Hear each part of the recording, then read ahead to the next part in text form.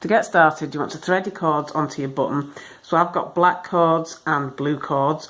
So for my black cord, I've got one long tail end here, and then one is just a foot long here, so that it will clip to the bottom of the board. And I've done the same thing with one of my blue cords, and then the smallest blue cord, it's just equal at either side.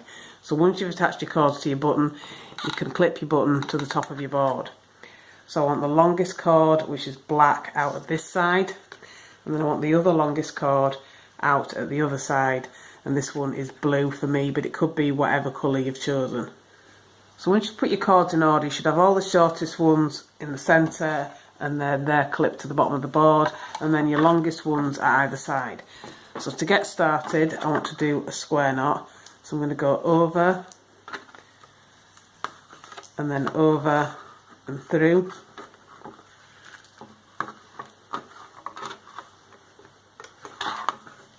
And then under, and through to complete the square knot.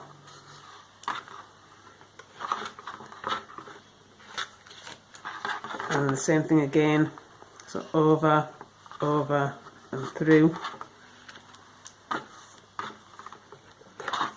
And then under, and through.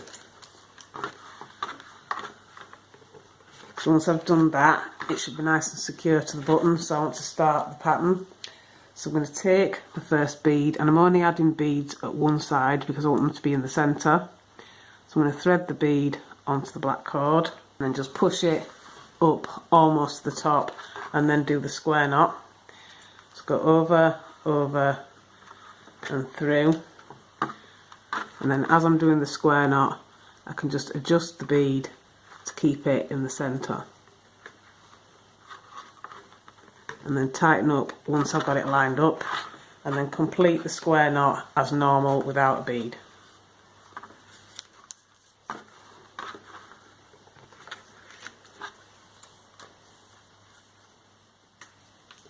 I'm just going to keep doing this all the way down until I've got the bracelet as long as I want it.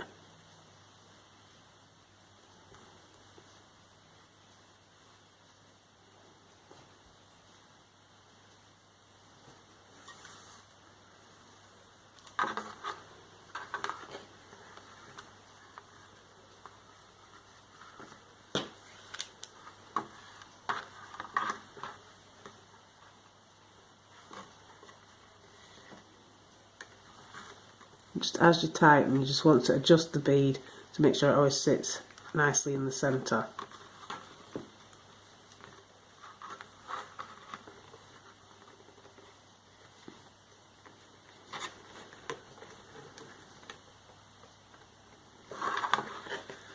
And then finish the square knot as a regular square knot.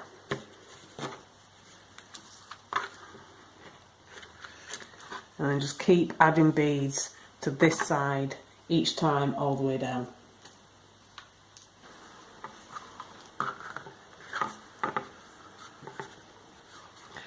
So once you've got the bracelet as long as you want it, you want to remove your cords from the bottom of the board, and then you want to split your cords into two sections like that, and then you want to put one section out of the way and take the remaining cords and leave one free and clip the others to the bottom of the board. And then you want to do hitch knots to create your buttonhole. So you want to go over and through, and then under and through. And you want to repeat this until you've got a large enough buttonhole. And how many knots you'll need will depend on the size of your button, so it's a good idea to measure as you go along. And you want to do this at both sides. So once you've done both sides, you can remove your cords from the board, and then clip all the centre ones back to the bottom of the board, and then you just want to do a couple of square knots to fasten your buttonhole.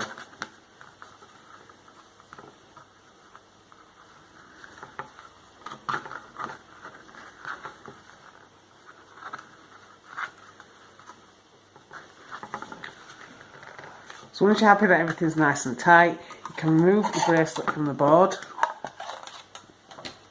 and you want to trim and seal any tail ends.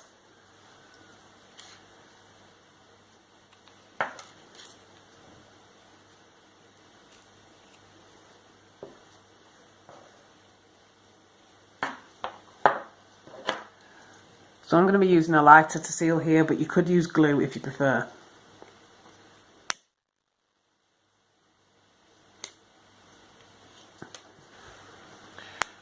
And once you've finished, you should end up with something that looks like this. So now you just want to try on your bracelet. And that is your completed macrame bracelet with central beads.